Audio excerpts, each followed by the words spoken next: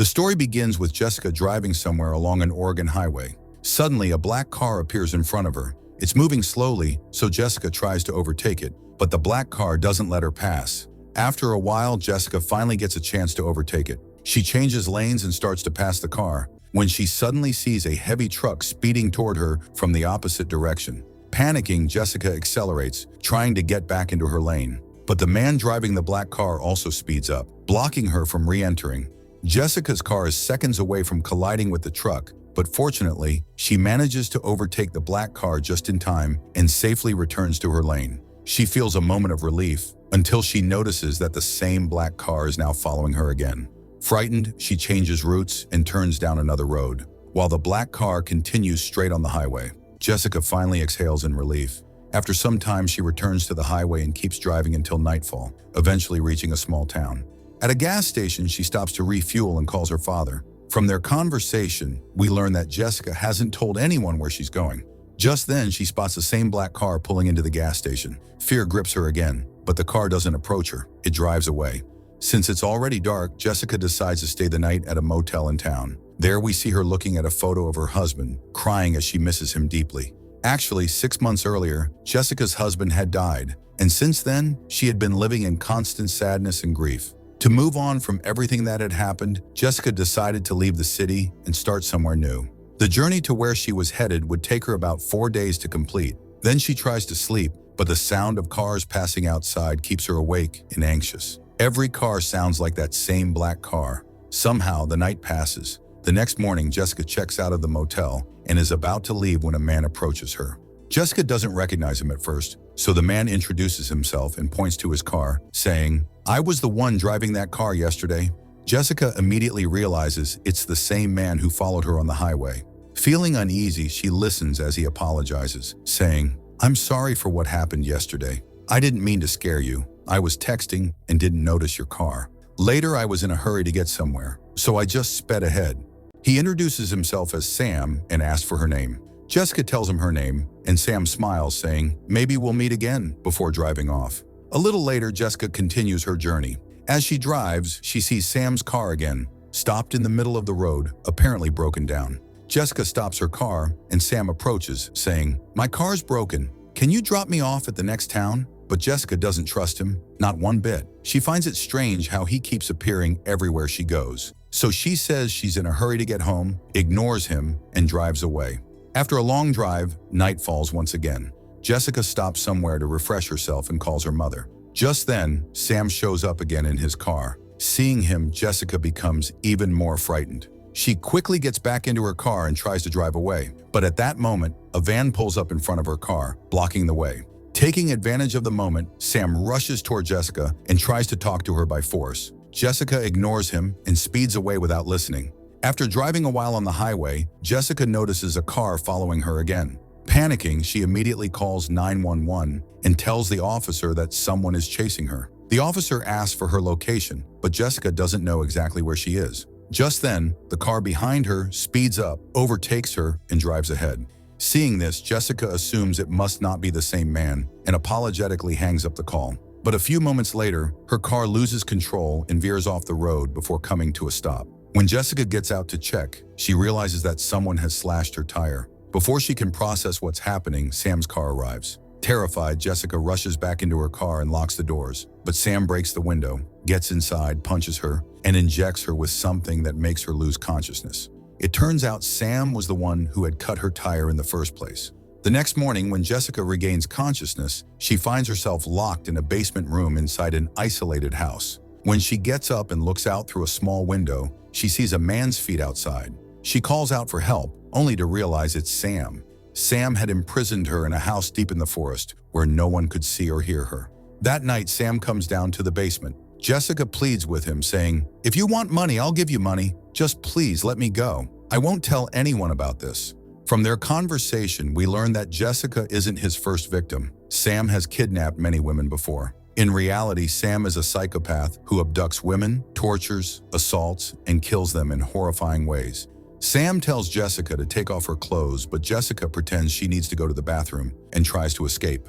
Unfortunately, her plan doesn't work. Sam catches her and begins to torture her. Then he takes Jessica's tablet and shows her a video of her and her husband together, asking questions about her husband. Jessica replies, "My husband is dead. He shot himself with a gun." After a while, Sam leaves the room. The next morning, we see Jessica waking up and trying to open the door, but it's locked. She looks through the keyhole and notices that Sam has accidentally left the key in the lock on the other side. Thinking quickly, Jessica uses her wits. She takes a metal hook from a wooden pole nearby, slips her jacket under the door, and uses the hook through the keyhole to push the key out so it falls onto the jacket. Then she pulls the jacket back and retrieves the key. Jessica unlocks the basement door and quietly goes upstairs. Just then, she sees Sam returning to the house from outside. She quickly hides behind another door. Sam enters the house carrying some groceries and food supplies. He sits down to eat when suddenly his wife calls him. Sam lies, telling her, "I'm out of town for a business meeting. I'll be home in a couple of days." Jessica overhears everything. She realizes that Sam is married and even has a daughter.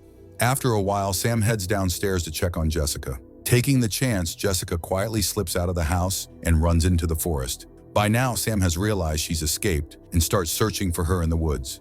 As Jessica runs, a sharp branch pierces her foot, making her cry out in pain. Hearing her scream, Sam starts moving toward her location.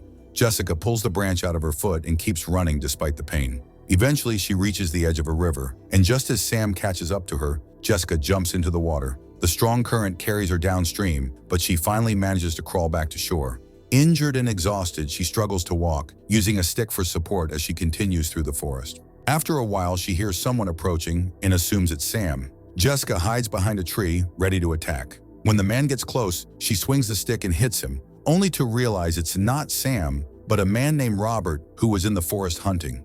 Jessica immediately apologizes and begs him for help, explaining everything about Sam. She also asks, "Do you have a phone? Please let me call the police." Robert gives her his phone, but because of her earlier blow, the phone's screen is broken. Then the two of them get into Robert's car and start driving out of the forest.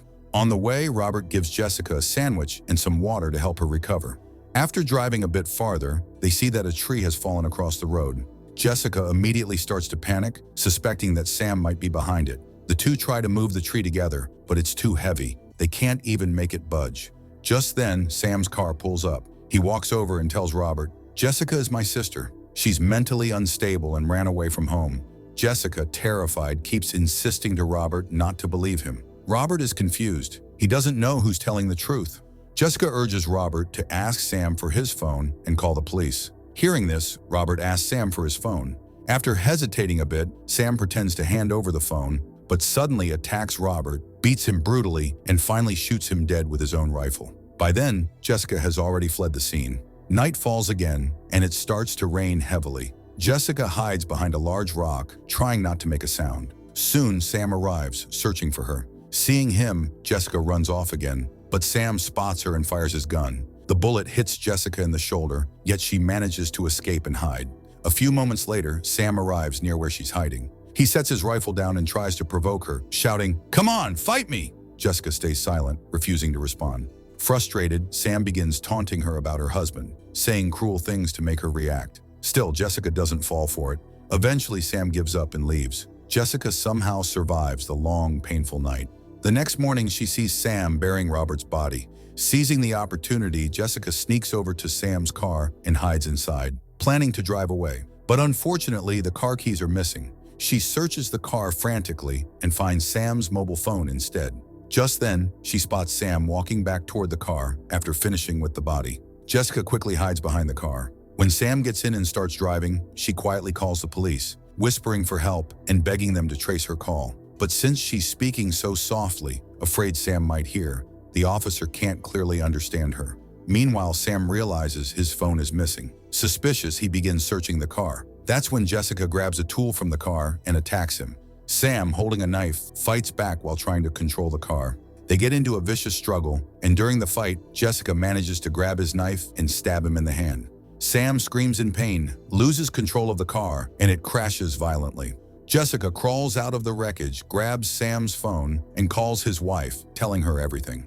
As Sam staggers toward her, Jessica turns on speaker mode and says loudly, "Your husband didn't go on any business trip. He's been kidnapping women, bringing them to a house in the woods, torturing them, raping them, and killing them. My name is Jessica, and if this is the last time you ever hear my voice, Please know that your husband Sam is the one who killed me. She throws the phone towards Sam. His wife, shocked and horrified, begins to suspect the truth. Sam, unable to respond, is boiling with rage. He disconnects the call and attacks Jessica again. A fierce, final fight breaks out between them, and at last Jessica manages to stab Sam with his own knife, killing him.